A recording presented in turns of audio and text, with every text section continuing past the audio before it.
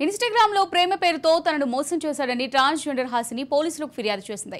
తనను పెళ్లి చేసుకుంటానని నమ్మించి తనతో కొన్నాళ్లు సహజీవనం చేసి పారిపోయినట్టు తెలిపింది. ఆలస్యంగా వెలుగులోకి వచ్చిన ఘటనపై కేసు నమోదు చేసుకుని విచారించిన పోలీసులు హాసిని అనే ట్రాన్స్‌జెండర్ గా మారిన మదనపల్లికి చెందిన ఓ యువకుడు ఇన్‌స్టాగ్రామ్ లో బీటెక్ విద్యార్థి గణేష్ తో పరిచయం ప్రేమగా మారినట్టు గుర్తించారు.